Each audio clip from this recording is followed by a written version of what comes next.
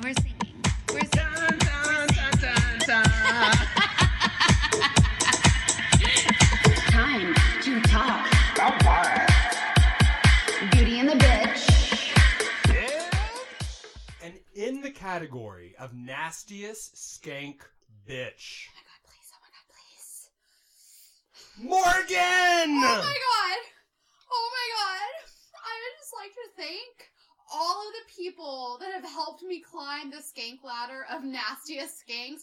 I have had to crush a few careers along the way, so I'm like so sorry if I had to take you down, but like... Wait. I'm gonna let you finish.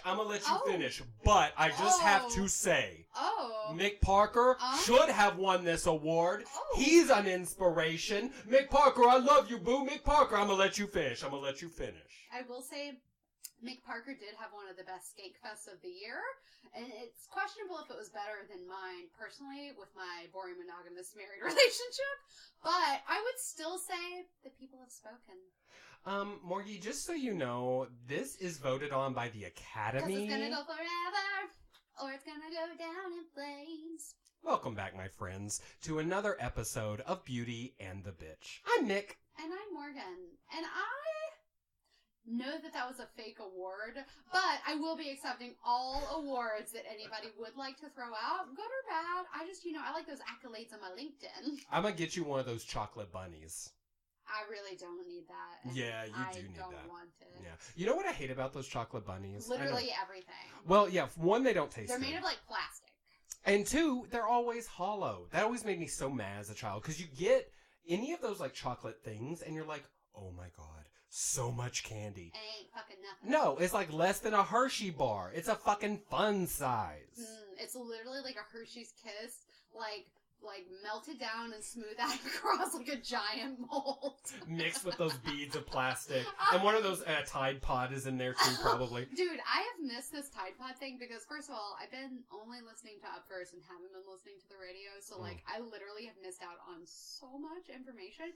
Kids are eating Tide Pods? Well, so I had to look it up literally last night. There's a subreddit, on Reddit, obviously, that's called Out of the Loop. And if something like that happens... I belong there. It's so good. I learned a lot there. And evidently, I guess late last year or something, a couple of kids got sick because they thought that the Tide Pods looked like candy. And kids. Their negligent parents were out being nasty skank whores. Well, that's how something. you gotta do the work to win the award. I mean, hey, and look, I'm bitter that I didn't win, but I put on my face when you won. They couldn't see because this is a podcast, but I did the, like, half smile. And he did the golf clap? Yes, exactly. Yeah, he was like, simultaneously, like, congratulations, but also fuck you. Yeah, exactly. Yeah. That's exactly what I was doing, right? Because obviously I deserve that award, but whatever. And yeah, so some kids ate them and, like, got very sick, and now I think what it really is people making fun of parents who complained that the Tide Pods look too much like candy. You know what I think it is? What? Evolution at its finest. Amen, girl. Amen. If them kid ate them Tide Pods, yeah, we don't need them in our workforce. So what you're saying is you're glad those kids are dead. Oh my god, did they die? No, they didn't. Oh, I don't Jesus. think so. That's messed up. No, I think they're okay, and they have very, very clean assholes right now. I bet. Well, speaking of very clean assholes, we are here today to talk about the 90th Academy Awards ceremony that's happening on... It is happening on March 4th. Oh, I thought it was in February, but I believe you. Well, I might have been wrong. March the 4th. I think so. Okay. No, because they're voting February 20th through February 27th. All right, I'm there for it. So Yeah. March the 4th, we're going to have the 90th Academy Awards. Mm-hmm, And we're recording this sort of on the heels of the Golden Globes. So the nominations just came out, so we wanted to just, like, get a head start. So probably by the time this episode comes out, not only will you probably be still having feelings about James Franco and Aziz Ansari, but... someone else you love is going to have done something horrible. I don't know, Chris Pratt. Maybe he's a horrible person. Oh my gosh, please no. I'm not saying he is. I'm just saying Tom Hanks. Maybe. Tom Hanks, definitely. Yeah. So R.I.P. his career in advance because we're telling the future. Yeah, exactly. Well, we're both very magical, psychic people. I have to tell you, so these two allegations have been some of the most hurtful for me. I mean, who cares what my feelings are? I don't matter really. But James Franco, I love him. Okay, but look. He is kind of creepy. I get it.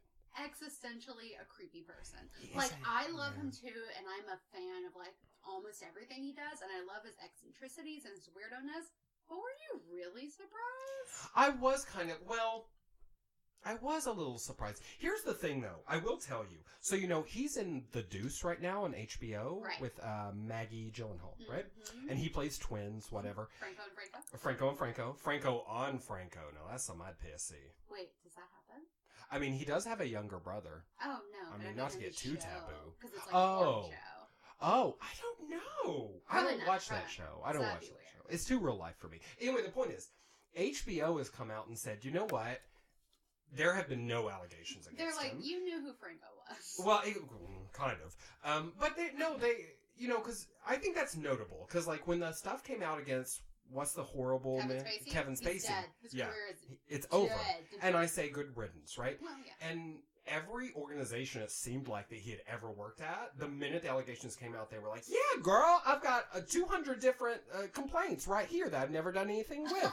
They're like, oops, they were filed under, maybe we'll deal with that. Exactly, right? But with Franco, people who he's worked with have said no. Also, the universities he's taught at, because, you know, he's also been a professor for some things, they also were like, girl, no, we haven't, none of this has happened. He got his doctorate at Rice in Houston. I think it was Rice. It was in Houston. And while he was there came out these allegations from a 14-year-old girl that he was, like, texting illicitly to. That he had met somewhere. Or maybe she was, like, 16. But I don't know that he, number one, knew how young she was, but also, like, number two, when that happened years ago, I just was, like, found out that in my heart I wasn't surprised that maybe he had, like, a little bit of a creepster side, even though I think that he is, like, at his heart, like, probably a good person. Maybe he gets a little drunk on being James Franco and, like, uses that with the ladies a little bit. Like, I wouldn't be surprised about that. I'm not saying that, like, I don't know. Did you read any of the specific allegations? Yes, I did. And a lot of them, I was kind of like, creepy. Some of them were Is like, it sexist? I don't know. Some But of them were very disturbing. the one that I thought was disturbing, I bet we're thinking about the same one, is the one where there was like a sex scene, and the ladies were all supposed to wear the, and he took it off. There was like a cover for the vagine. Like a modesty thing. Yeah, just like a little clear thing to just, you know, give you a little protection. They were mimicking oral sex. Yes, and he took it off of her. And just proceeded to do oral sex. Yes, and I think that is very, very, that's a problem. Yeah, I think that's definitely a problem. I don't know. Well, what do you think?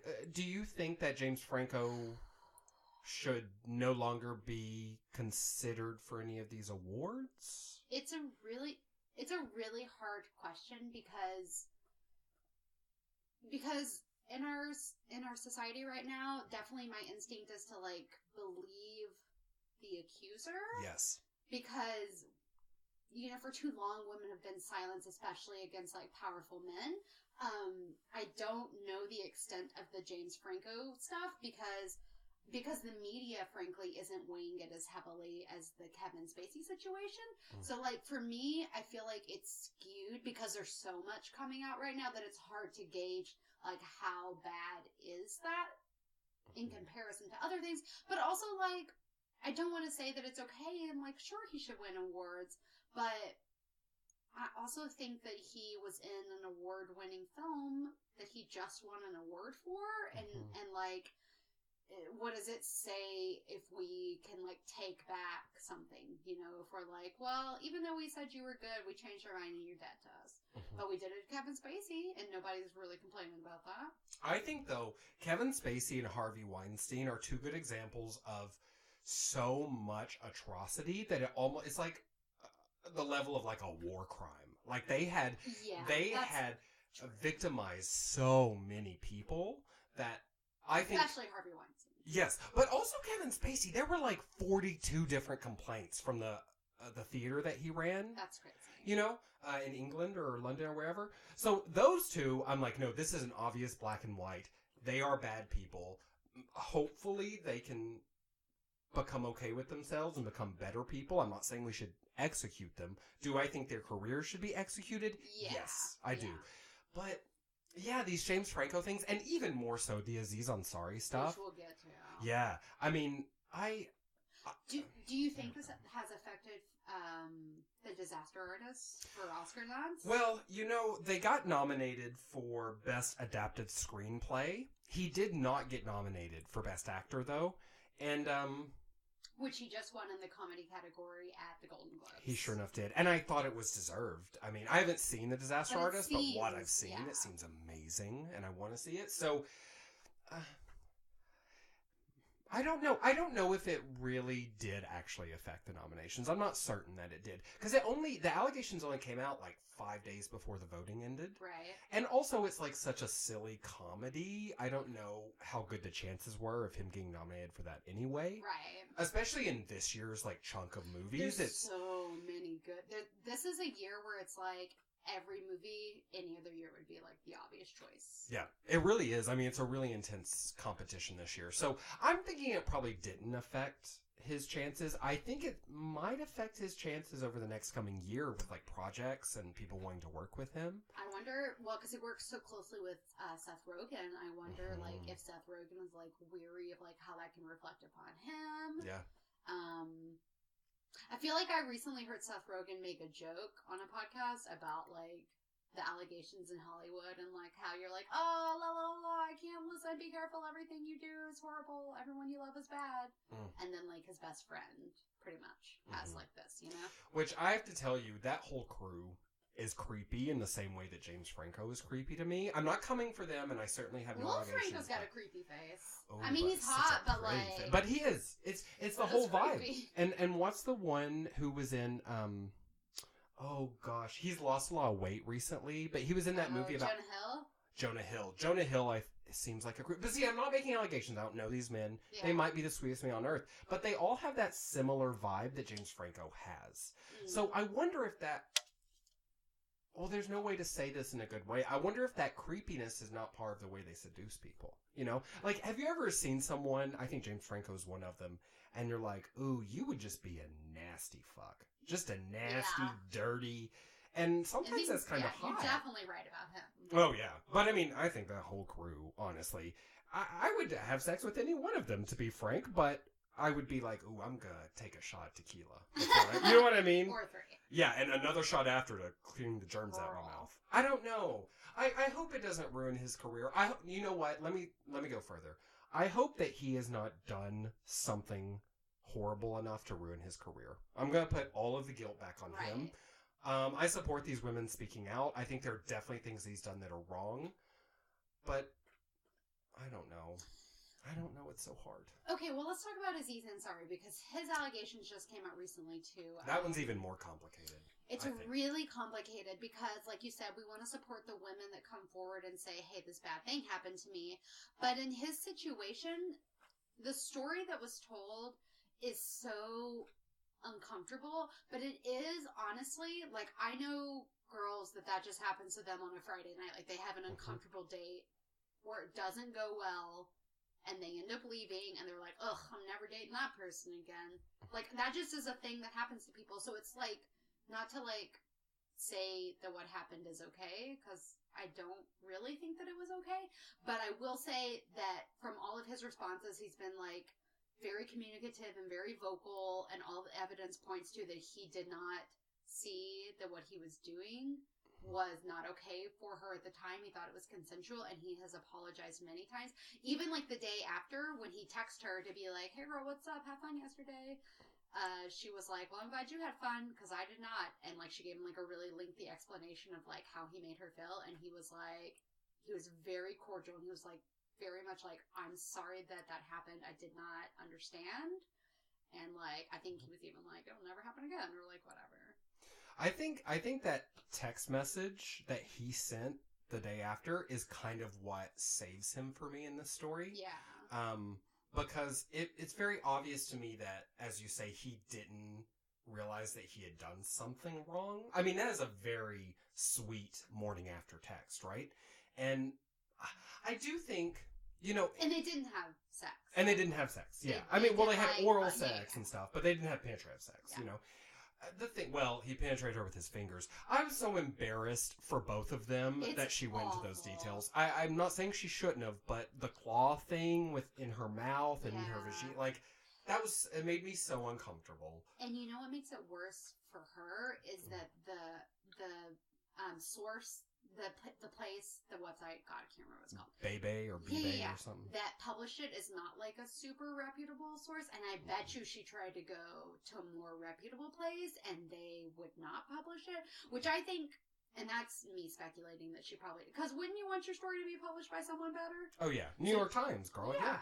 So I'm assuming that she tried to get it published somewhere better, but they were like, no thank you. Yeah, I think that's exactly what happened. And I think that also, frankly, kind of makes it more suspect. Because we are in a place now where a woman who has experienced sexual assault at the hands of a man could make money off of that story at this point, right? I'm not saying that's why women are doing it. I don't think it is. No. But, it's possible, because of where our culture is right now, that you could take that and say, damn, I can't cover rent this month. I'm going to come out with this story. Are you always coming out with it so that you can change our culture? I hope so. But frankly, we both know human beings. And human beings are sometimes really benevolent like that. And sometimes they're just greedy and willing to put bad shit out so they can make a buck. Yeah. So I don't know. It's scary. I don't want to be an apologist, though. No. At all. Not at all. You know. I will say, it did sound deeply uncomfortable, and what happened was, like, not right. But I really do think that the details of the story, like, bring into question, is it sexual and, like, emotional assault or whatever? Or is it a date that didn't go well where communication was not shared well? Because, like, she did say, I will say she said she gave a lot of nonverbal cues that he didn't pick up on, but she didn't give him, from her story, like, perhaps she could have been more vocal, like, given him actual verbal no's. And I will say the text, like you said, the text he sent the next day made it, like, a little bit, like, okay, maybe he really didn't see what was happening. I don't want to be an apologist either. It's scary. It's scary because neither of us want to be speaking on the side of powerful men who are sexual assaulters, right? Sure. We don't ever want to fall into that camp. But I'm with you, though, Queen. Here's the thing. The fact of the matter is, not everyone is good at reading body language, especially when you're horny and hooking up with someone and you've been drinking. Yes, and look, just because someone goes up to your apartment does not give you carte blanche to assume that you're going to have sex. However, it is a very well-known fact that if you go to a man's apartment, I'll say this as a gay man, I can't say as a woman. If you go to a gay man's apartment after y'all done had a date, the expectation is that you two are going to have sex. That is a well-known societal expectation. I don't even think necessarily that should change. I think that should be the line. For me, it is the line. If I like you, I come with you, or I invite you back to my place. If I don't like you, I say, thank you for the coffee and the conversation. Roll by. I'll see you later. Maybe. Then again, women or anyone who is often told that they have to be sweet and nice so that people will treat them with some modicum of respect, it's harder to speak up then. Plus, he's a celebrity, of course. Yeah. And he also has a reputation as a nice guy. He does. So maybe she felt safe. Which is also why it was so disturbing to hear, like, the specifics. Yeah, I don't know. Honestly, if it happened exactly the way she said it happened, I kind of feel worse for him than for her. To be perfectly frank. I think it's really embarrassing and horrible, and I don't think she needed to bring this story out. I will say that. In this case, I'm not a fan of her at all. So, yeah. I don't know. It's so hard, though. Well. It's messy. What are you going to do? So, all of that came out of, there's just been all this controversy, of course, and the Golden Globes, where Aziz Ansari won an award, and James Franco won an award. There was the big movement of Time's Up in full effect, right? So let's talk a little bit about that, because that's kind of the fallout and like what we're moving towards. Like, what are the Oscars going to do? How are we going to recognize the problems there? You know what I mean? Absolutely. What's interesting about Time's Up is it was the sort of latest hashtag trend, I guess. You know, in 2016, we had hashtag Ask Her More because people... Than her, like, what she's wearing. Exactly, or like who did her hair or whatever, makeup. And then in 2017, we had hashtag Oscars So White, which I thought was a very successful, based on nominations this year, seemed to be very successful. And then this year, we've got the Me Too movement / the hashtag Time's Up movement. Yeah. Interesting thing about Time's Up, and you may know this already, Morgie, but you know, it's a collection of powerful women in Hollywood. There is like a LGBT division that, Lena Waithe from Master of None is a big voice in. She's going to be in Ready Player One. She is? Oh, that'll be an upcoming episode, y'all. We're super excited to talk about that. And then, in addition to, like, say, wearing black and wearing the pin and doing whatever, you know, there's also a $13 million legal defense fund that the Time's Up organization pulled together. So, I think I heard Reese Witherspoon talking about that. Yes, and she's a big player in that world. I'm starting to love Reese Witherspoon. Me too. She's bringing the fire. Yes. You know, not so long ago, I was like, basic white lady with blonde hair. Not so long ago, she was kind of just like a basic white lady. And now she's just like, she's like a voice for change. I'm super into it. Yeah, she's doing some really good stuff, especially for, like, feminism. Yeah. So I'm into it. But anyway, so it wasn't just, because sometimes people are like, oh, great, you wore all black to an award ceremony, you're really changing the world. Well, it's not all they're doing, just so you know. They're actually putting real money into this, and they're also working through the legal system. So I think it's a really wonderful, inspirational organization. And a lot of people who attended the Golden Globes brought activists as their dates, which I loved and really appreciated because, like, it's a really swanky event, and like you said, oh, what, you're just like dressing up in like fancy black clothes, like good for you, I guess you are a good person. But to actually go out of your way and bring a person who lives and breathes the movement, it really says a lot. And how much do you think it meant to those people? Like, so much. A lot, yeah. I think it's powerful. I think what we're doing right now is fighting a current that is a deep, deep current in our society. I think it's going to take time. And I think that men are having to relearn what is appropriate. Because not so long ago, it was appropriate to pressure a woman, or a man, if you're queer, on a date for sex. And I kind of think, I don't know, maybe you disagree with me, but I kind of think it was almost expected, right? That's the whole, like, stereotype of, like, the man always wants it. Yeah. I'm gonna wear a chastity belt, haha, you know, all these things. And, like, now we're learning, like, you know, that pressure is inappropriate, and it can be a doorway into something that is very damaging. Yeah, for sure. That's why I think we should make prostitution legal. I'm totally serious about that. It's not a joke. Because I think if men had a place where they could go and just get their rocks off, because biologically, women like sex too. I know that, of course. Morgan, do you know that women like sex too? I have not been made aware, but I'll do some research. It's so lucky you have me here to mansplain these things to you. Let me tell you about the G-spot next. 2 fingers. Girl. I learned that on Real Housewives. We need to do a whole separate episode on that. That's a good point. Oh, fuck, I literally forgot what I was talking about, girl. That's what happens when I try to make a G-spot joke. Mansplaining. It was. Before that. Oh. Sex. Prostitution. Look, men need to get their rocks off generally, okay? I think that's a biological truth. And if they're not seeing someone, it would be nice if prostitutes were protected by the state, protected by laws. Men could pay them, and they could go get their rocks off so that then maybe when they go on a date with a young photographer, they're not sticking their hand halfway down her throat and trying to pressure her into sex. I'm not saying it would fix it, but it might. And then you would have a good part-time job. Hey! I need a side hustle. Girl.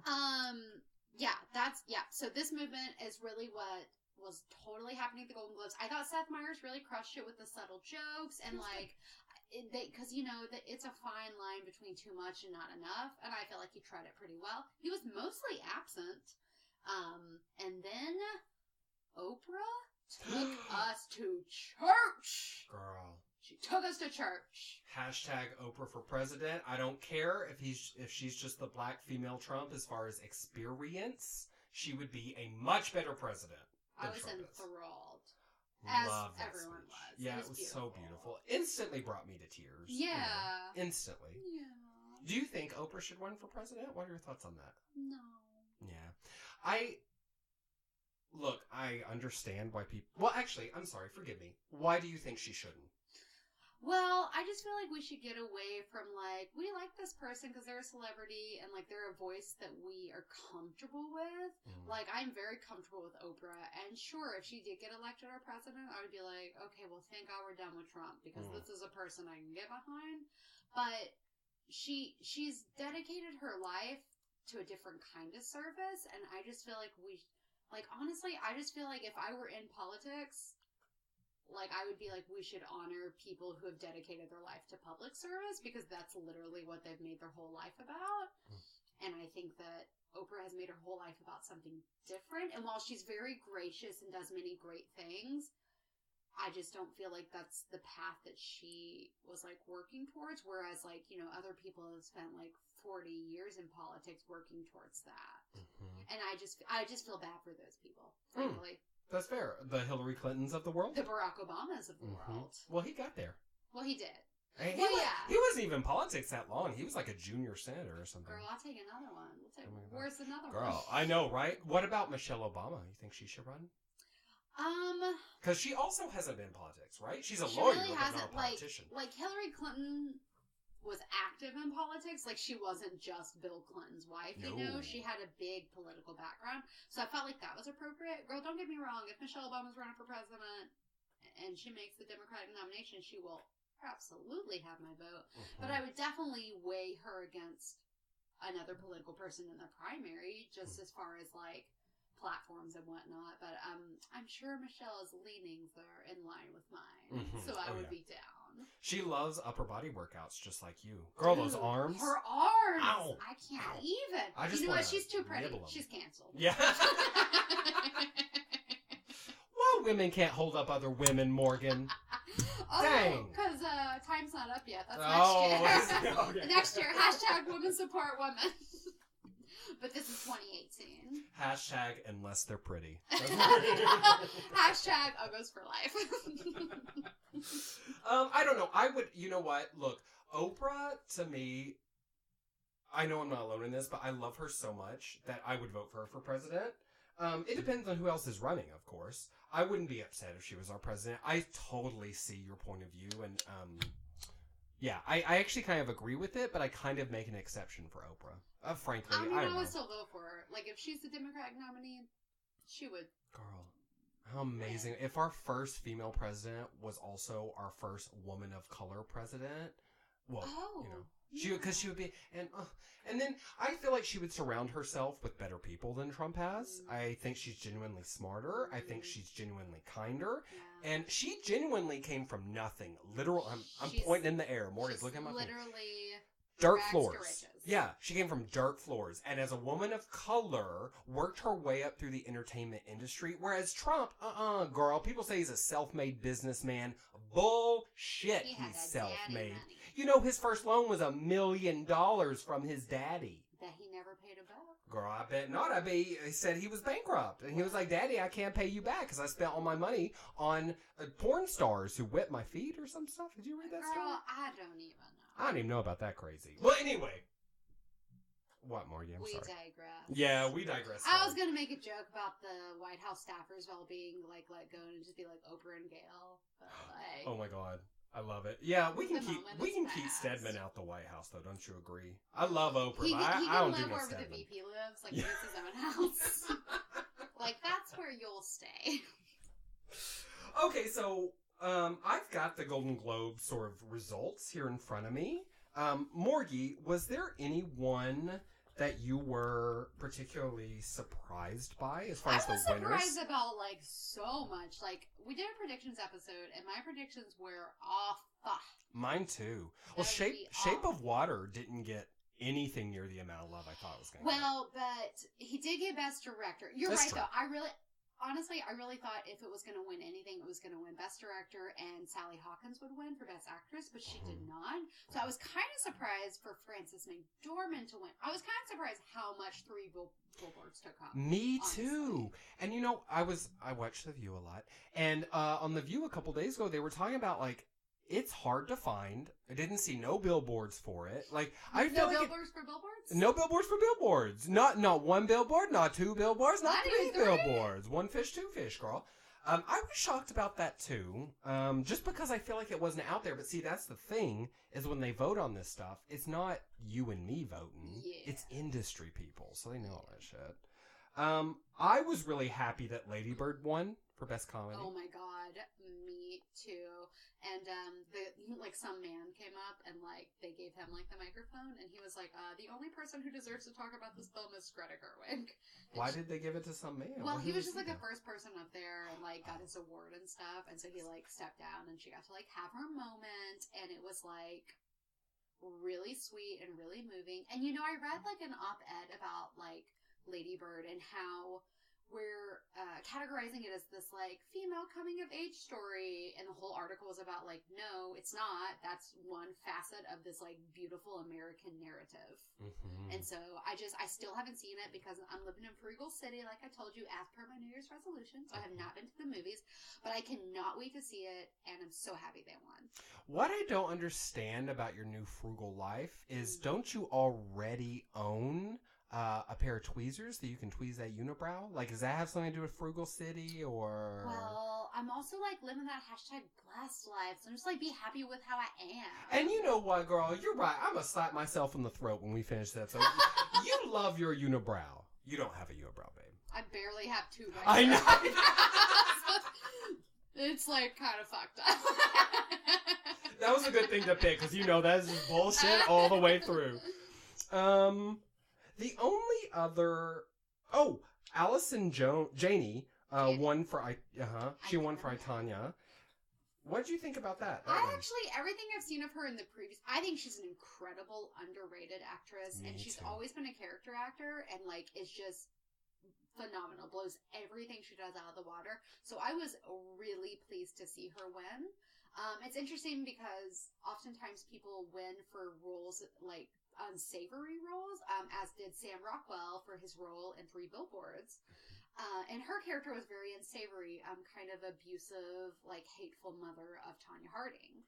But she did look incredible in the trailers, and when I get around to not living in Frugal City, I'm going to watch that movie. It looks great. Boo boo. Yeah, I was actually, there was an interview with Tonya Harding in the Times, I think, last week. I read it. Oh, you read it? I read it. Mm-hmm. So she's like, that's not my name anymore. Yeah, she was like Tanya Price now or something, right? So I was really interested in that because she's a Republican, first of all. Well, Tanya. I'm not coming for her. I'm just saying I didn't know that. She's a piece of work. Well, what she essentially is, and I say this from a place of love and understanding because we grew up in a similar place. She's white trash. She's white trash. Is what she is, and she always has been. And she always will be. Probably. We ain't never gonna. What my friend Amy always says: the bottoms of your feet ain't never gonna come clean, right? You white trash as shit, right? But I thought that was kind of a courageous movie, and I'm glad that Allison Janney won for that because we were pretty comfortable with that narrative of Tonya Harding being a villain, being a piece of shit, and just well, forget her. She's a villainess, right? But I love that we're returning to her and saying, okay, was she a villain? And if she was a villain, why was she a villain? I think that's so much more powerful. Yeah, and I heard from one of my friends that there's an ESPN 30 for 30 documentary about the Tonya Nancy Kerrigan situation that inspired this film. So so that's another thing you can watch too if you're all up in I, Tonya, and if you need a little more Tonya Harding nonsense. I always say ESPN is my very favorite station. I watch nothing but... I know. It's not my thing at all, but it does sound like a fascinating documentary. It does sound good, yeah. Okay, do you want to move into Oscars? Or am I cutting you off? Nope. I think that, there were some upsets at the Golden Globes. We already talked about the snubs, and then, of course, some of the wins were surprising. And then we thought we knew what was happening, and the Oscars were like, haha, suckers, here's a whole new list of nominations. They just, changed it up. I am so excited that Get Out is nominated for Best Picture. I'm so excited. I hope Get Out wins. That's my personal. And Jordan Peele nominated for Best Director, and Daniel Kaluuya nominated for Best Actor. I read Jordan Peele was tweeting about it because he was so excited, and he said it was something like, when you're on the phone with your boy, like, at Daniel Kaluuya, and you're trying to not sound like you're ugly crying. But you fail. But you, yeah. Wasn't that sweet? I love him so much. I hope he has a long, successful career in Hollywood. Will. I love him so much. I have such a good feeling about his career, as does, like, everyone else, but I feel like he's just going to continue to make masterpieces, you know? Would you rather Get Out or Lady Bird or something else win? I think the three contenders for Best Picture are Get Out, Lady Bird, and what's that say? Oh, and actually, weirdly, Dunkirk. I think Dunkirk is a possibility. Get Out, Lady Bird, and Dunkirk. One of those is going to win, and Dunkirk's the only one I'd be upset about. Yeah, because I feel like I'm sure it's a good movie. I have no interest in saying it's a freaking war movie. I just so don't over do that. glorifying war films. No, I mean, me neither. And I've had a conversation with like a friend of mine who comes from like a military family, and like war films to them mean a lot. To be like, we're paying attention to the individual stories and how like actual lives are impacted by that. And I get that it's like very powerful, but I'm just not. I just think something like Get Out or Lady Bird is like an original story with like a lot of heart and creativity, and I just can't be guilted into being like, Dunkirk's the best movie because real people died.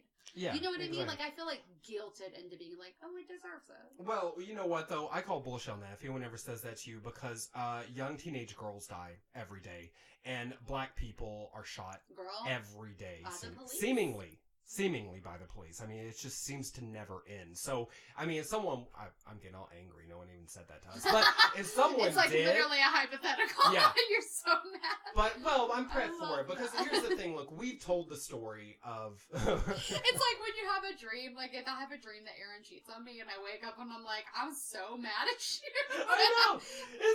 But it's also good to be prepared. Because if he does ever cheat on you, you can go right back into that place, girl. You can have that spiel ready. And as I said, he's dead to me. Well, there you go. You're dead. Now you can go back to Westworld and get one of those sex bots. Yes, girl!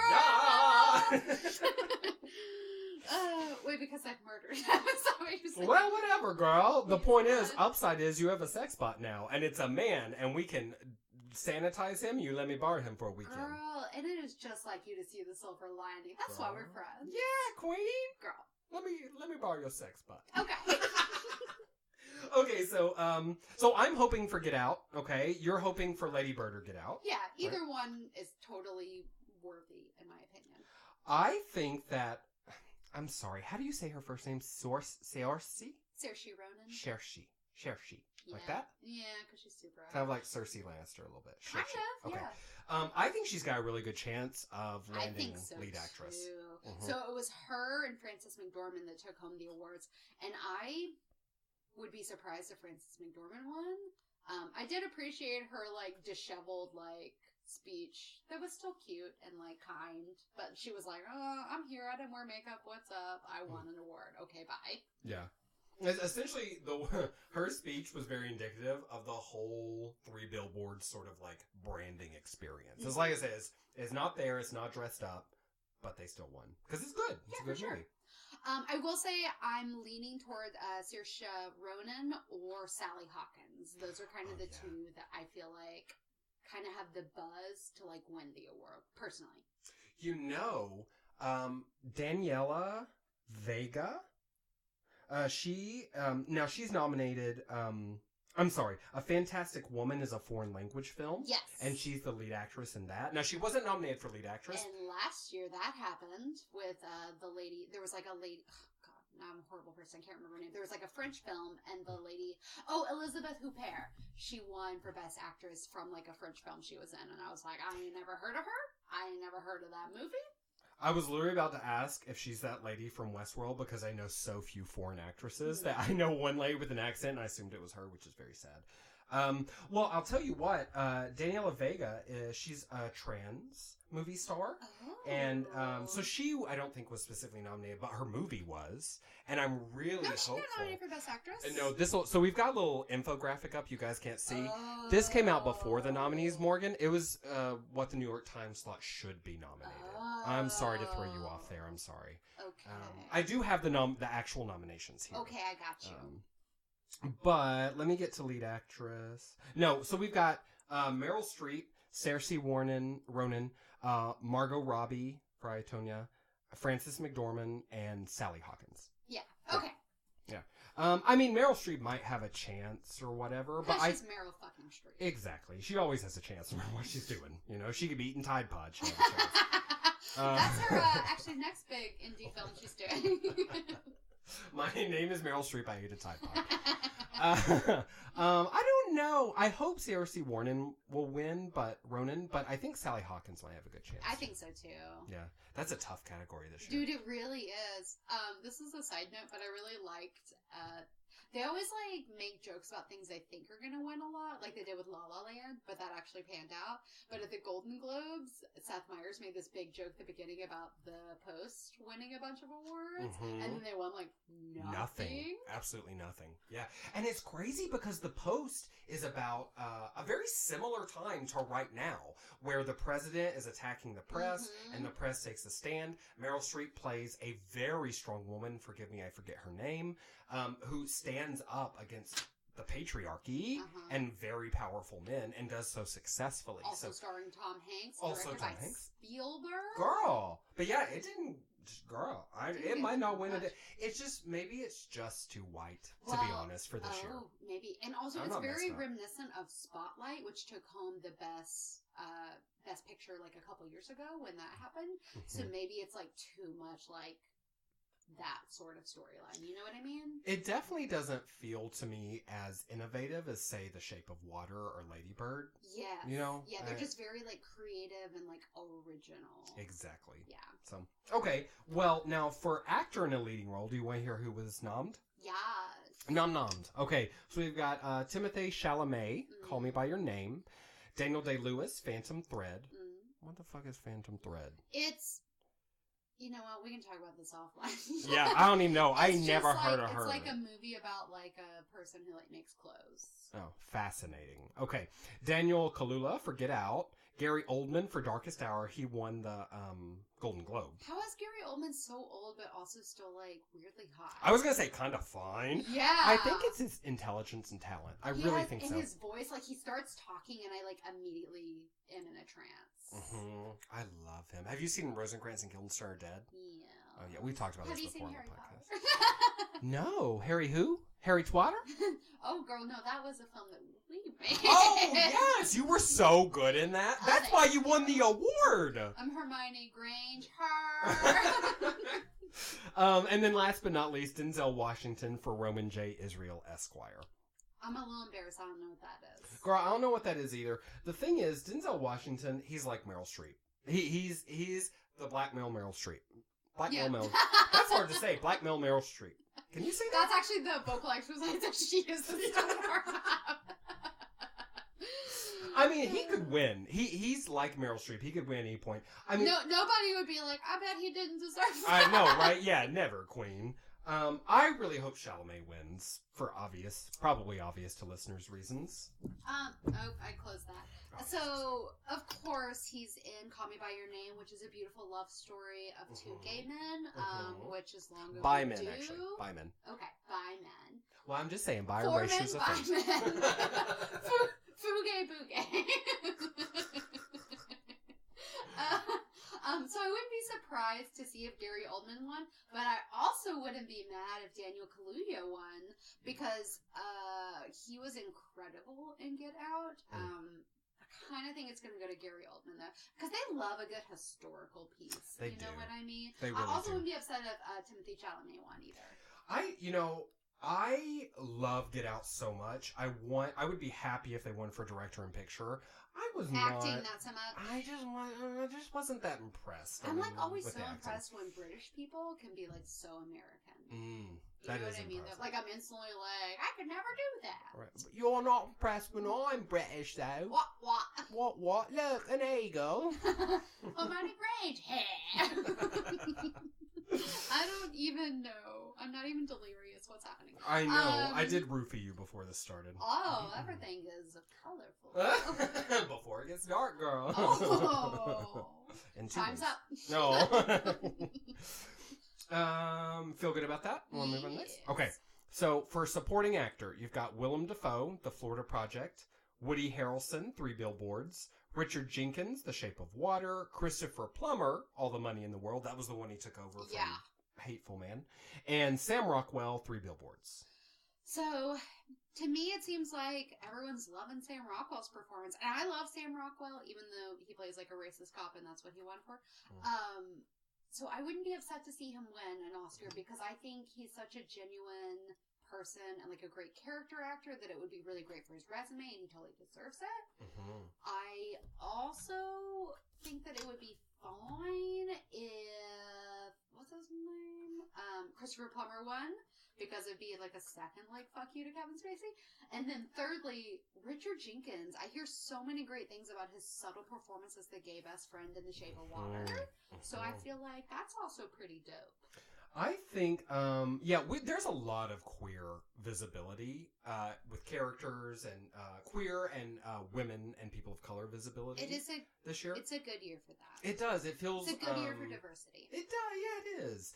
I am hoping though that Christopher Plummer wins just because of the amount of work and skill he had to bring to taking over that role and immediately just popping it out. Girl, I ain't seen that movie. To be honest, if you were to put Christopher Plummer in a lineup, I probably couldn't pick his ass out. But I could only because he was in, like, The Beginners, which was, like, this... I think he was in that. It was, like, this sweet movie about...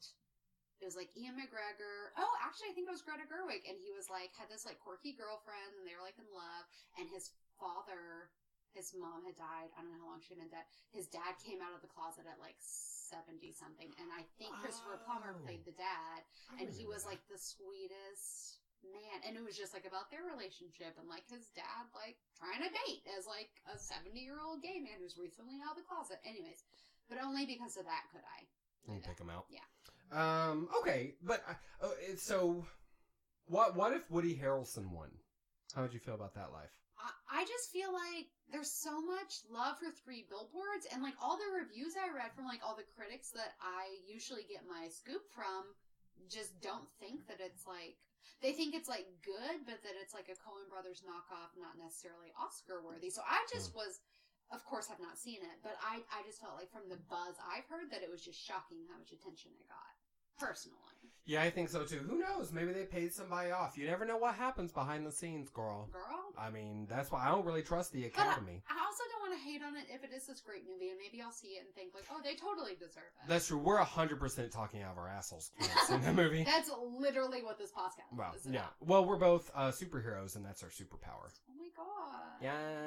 I'm gonna put that on my LinkedIn. Let's do it. And then you know what? Later tonight, let's do a lot of tequila, and our assholes can make out. So cute. I told you I don't ever want to do that again. But you just won the award. You have to give the people what they want. Harry Twatter too. Okay. the Chamber of Secrets, you know you have to change the title. No. You can just leave that title as is, please. Okay, go on. Okay, for supporting actress, you got Mary J. Blige for Mudbound. First time she, to my knowledge, has 1 acted and 2 been nominated. I mean, I could be wrong. Allison Janney for I, Tonya. Leslie Manville, Phantom Thread. Laurie Metcalf, Lady Bird. And Octavia Spencer, The Shape of Water. Didn't she win last year, Octavia Spencer? She's won a few times. Okay. I think it's going to be in a wrap for Allison Janney. Personally. I think you're probably right. I'm kind of hoping for Mary J. Blige because I just like Girl. that. Girl, I'm just into that life. Get it. Maybe she'll just sing her whole acceptance speech. Yes. Well, she'll rap that shit. Yes. I don't know. I mean, I love Allison Janney. I want her to have all the good things in life. I think she deserves them. But I just really want to see Mary J. Blige. I'm sorry. I just really want to see her. You pick your shit for whatever reason. Girl, I don't have to explain it to you. Okay.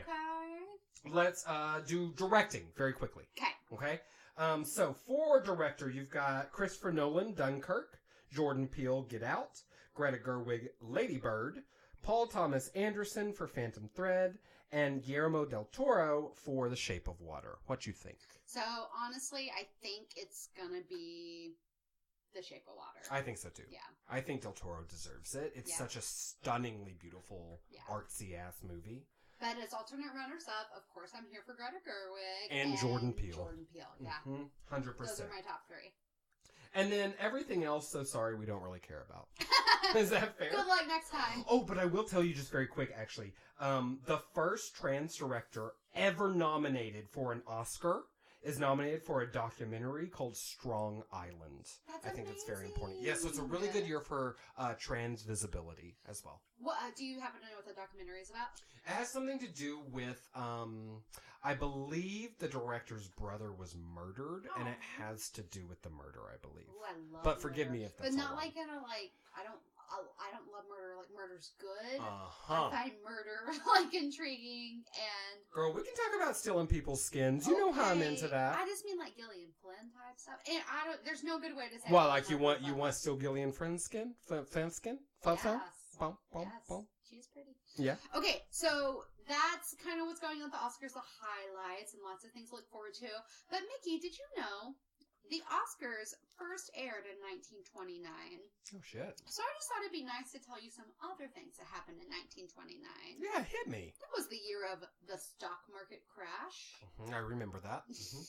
The St. Valentine's Day Massacre, where in Chicago, a bunch of gangsters who were opposed to Al Capone bit the dust. Oh, shit. The MoMA opened in New York City. The Vatican gained independence from Italy and became its own state. The influenza epidemic swept across the globe, which I think is the influenza epidemic that killed Edward Cullen, the character from Twilight. Holy shit. The U.S. population reached new heights at 120 million people. Oh, my God. Far surpassed that.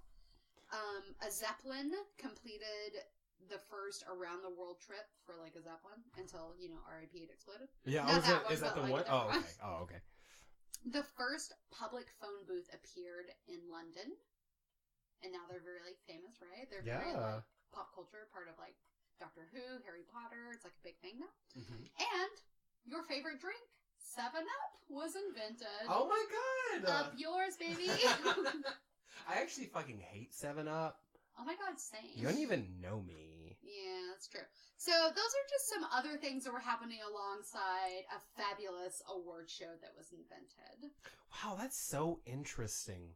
I wonder if all of those things are actually connected by the Illuminati in some way. I think they are. Pretty sure. And if you did want to know, you could probably just ask Oprah. Yeah! Oprah would know. She's head of the Illuminati. She's definitely the Illuminati queen. Like, I don't know if they call her a pharaoh or a goddess, but she's certainly in charge of Girl, that shit. I will worship her. I'm fine. I'm it's fine a with religion that. I can get behind. Girl. Did you know, Morgie, that the Oscars have never been canceled? And that they have been postponed 3 times. Oh, for like what? Like, oops, we had a dress malfunction. Well, okay, so there was one assassination. Oh. One attempted assassination. At the red carpet? Like in the world at the time, right? So, okay, so I think the one that makes the most sense is they were postponed in 1968 because of the assassination of MLK, Martin Luther King Jr. Absolutely. Right? And then they were postponed in 1981 because of the attempted assassination of Reagan. Oh, Ronald Reagan. This was around the time that he was refusing to say the word HIV, and gay people were dying left and right. Just throwing that out there. I hope that bullet hurt. And then in 1938, it was postponed because of flooding in LA. So who cares about that? That's just LA. Not us. Yeah. So it will not be postponed. It certainly shan't be canceled. Fascinating. Okay, well, when it does happen on time on March the 4th, we'll be tuning in to see how our predictions went and what other bullshit there is, and also to see what kind of shade is happening. Jimmy Fallon is going to host again this year. Oh, no, I thought Jimmy Kimmel. Oh, yeah, you're right. Is that right? They're okay. like the same person. Yeah, essentially, except one of them is attractive. Which one? That's why I always ask people to decide with us. Is that how you find out who people are at their core? Like, a Mary... Or no, just fuck or kill. Just fuck or kill. Fallon or Kimmel, which one? That's a game right there. I mean, I think that's pretty obvious. That's a good icebreaker. Is there anyone who wouldn't kill Jimmy Kimmel? Oh, I don't know. I mean, I'm sure there is. There's like 2 I think people. that's what I would do. They're probably blind, though. Yeah. Jimmy Fallon's just fuckable. Am I right? Am I wrong? Yeah, because he's Or, I mean, yeah. You know, I don't really like him as a host that much, Definitively, but I would yes. fuck him. I'd fuck him left, right, up, and down. Center. Well, you know what? You have to ask his permission Cross? first. Well, that's true. I would say Jimmy Kimmel. Can I fuck you left, right, up, No, down, you and mean center? Jimmy Fallon. Oh, that's true. I got confused. You'd Oh, be fucking no. the wrong Jimmy. You know what? If I accidentally fuck Jimmy Kimmel, I'd be writing in a letter the next day to B-Bay. And I'd be like, B-Bay, girl, I don't think that's what that he put his foot in my mouth? He had an actual claw. Oh my God. Not like claw hand. Like one of Like those a ones chicken that picks foot? up, no, like teddy bears Oh. having like a claw machine. He put me in a machine, and then he spent $20 in quarters grabbing at my junk with a claw. He was trying to win me. Now that's a date gone wrong. Oh my God. Upcoming in This B-Bay. is so irrelevant. I live for it. Okay, well, until next time, we're just gonna keep fucking around like this. Okay? We'll see you later, baby. We love you. Bye. Bye. Jimmy Kimmel. You said you were gonna fuck him. I didn't mean to as accident. Oh, thank God it's over. I have to go take like a nasty donkey shit. Oh no, we're still live. And also I forgot we didn't do our plugs. Girl, I just said nasty donkey shit. Don't worry, we'll cut that out in post. I said nasty donkey shit, donkey shit, donkey shit. Yeah, we'll cut all that out. Oh, okay, None of that's good. gonna make it You in. promise me? Yeah. You're being serious, Yeah. right? You got Yeah. that one eye twitch that Yeah. somebody twitches when you Yeah. lie. Yeah. Okay. Okay, well, if you guys want to follow more of whatever that was, you Donkey shit. you can find us on Facebook under Beauty and the Bitch. Search us out at B&B Cast. We are on Instagram at B&B Cast and on Twitter. Hit us up on our website. We're on there. It's bnbcast.wordpress.com. And if you're interested in checking out something new and exciting and perfect in any way, every way, Well, no, every way, just one anyway, way. just one way, anyone you pick. Our YouTube channel is now live. Oh, it's so good. Now we're gonna link it here in our show notes because we're a fledgling channel, and therefore YouTube does not want to make us come up in the search results yet. If you search Beauty and the Bitch, you'll eventually find us, but it's a long road, honey. Not only do we have every single episode of this podcast uploaded to YouTube. Holla. Woo! Morgie did all that work. Good job, Morgie. High five. Good for you, Glen Coco. Ding, ding. Oh, that was a good one. I know. I feel good about that life. We also have playlists that we've created. So if you say want to live in Middle Earth with us for a little while, we've Which, got... obviously. I mean, why wouldn't you? Right. Right? Hobbit Queen. Holla. Oh, wait. What's that? No, that's an insult from the previous episode. It is, yeah.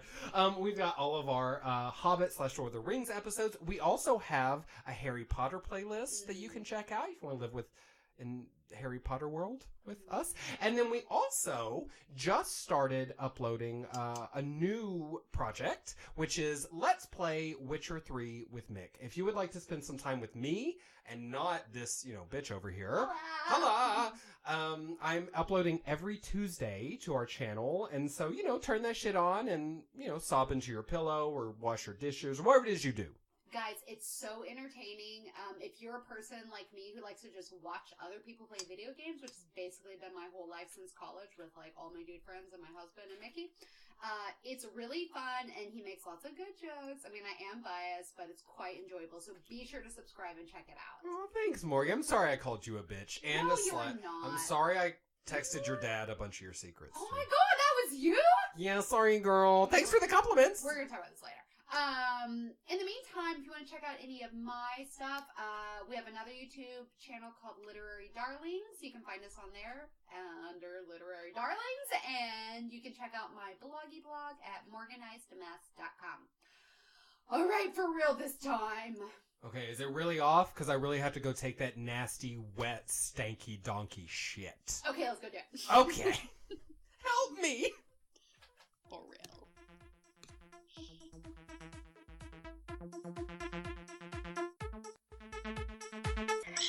Beauty and the Bitch. You're done.